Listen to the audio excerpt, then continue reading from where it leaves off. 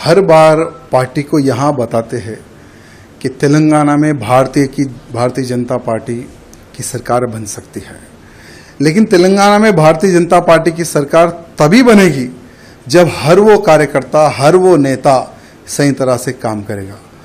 आज booth level में हर वो कार्यकर्ता पूरी जान लगाकर भारतीय जनता पार्टी के समर्थन में वोट दिलवा रहा है, कार्य कर रहा है। लेकिन जब कोई बड़े पद का जब चयन होने का जब समय आता है, जब तेलंगाना राज्य के प्रेसिडेंट का डिक्लेरेशन का जब समय आता है, तो कम से कम पार्टी यहाँ नहीं सोचती कि हमें कैसा प्रेसिडेंट बनाना चाहिए। हम बार बार यही बोल रहे थे कि भाई बूथ कार्यकर्ता से लेकर अधिकारी तक चर्चा होनी चाहिए। चर्चा होने के बाद में हमें एक ऐसा प्रेसिडेंट चाहिए जो एग्रेसिव हो। यहाँ तेलंगाना में हिंदू मुस्लिम भाई भाई वाली राजनीति नहीं चलती है, तेलंगाना में सिर्फ हिंदुइज्म चलता है। और जो हिंदुत्व की बात करता है ना, तेलंगाना की जनता उसको सर पर बिठाकर आगे चलती है। चाहे हमारे प्रधानमंत्री मोदी जी हो, हमारे अमित भाई जी हो, जेपी नड्डा जी हो, उन्होंने कईयों सभाएं तेलंगाना में की है। हर सभा में हजारों की संख्या में, लाखों की संख्या में उनकी सभाओं में कार्यकर्ता आते हैं यहाँ सुनने के लिए कि देश धर्म समाज के लिए आज भारतीय जनता पार्टी क्या कर रही है और क्या करेगी। वहाँ संदेश सुनने के लिए सभी कार्यकर्ता आते हैं।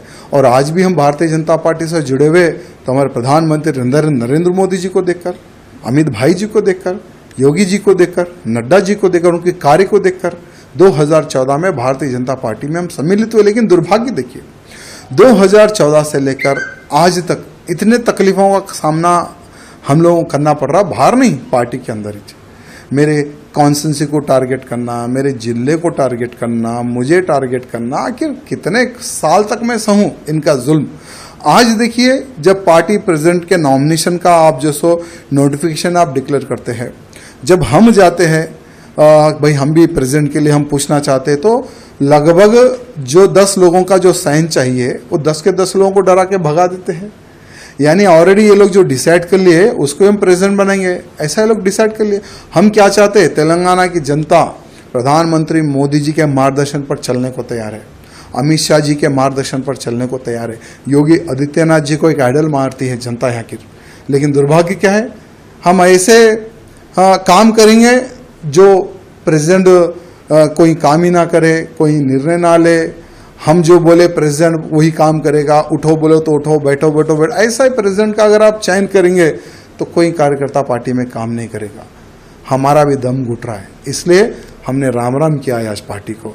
लेकिन एक बात है, भले हम बीजेपी पार्टी में रहो या ना रहो, लेकिन मोदी जी के, योगी जी के, अमित भाई जी के हम कट्टर समर्थक रहेंगे।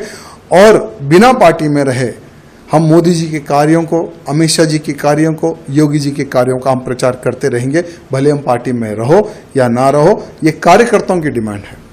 कई महीनों से कार्यकर्ता कैसा प्रेसिडेंट चाह रहे थे जो हिंदूवादी हो, जो हिंदुत्व की बात करे, जो हमारे कार्यकर्ताओं की सुने। आज लव जिहाद बड़े पैमाने पर हो रहा है तेलंगाना में, गौ हत्याएं बड़े पैमाने पर हो रही है तेलंगाना में, लैंड जिहाद बड़े पैमाने पर हो रहा है तेलंगाना में।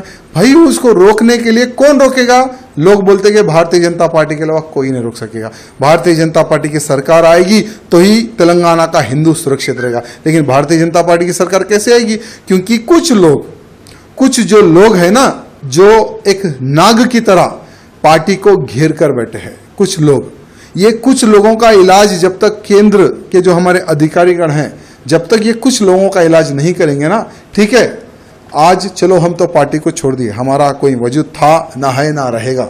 हम एक हिंदू कार्यकर्ता हैं, भले राजनीति से हटकर हम हिंदुत्व का कार्य करते हैं और आगे भी हम हिंदुत्व का प्रचार और हिंदुत्व की सेवा हम करते रहेंगे।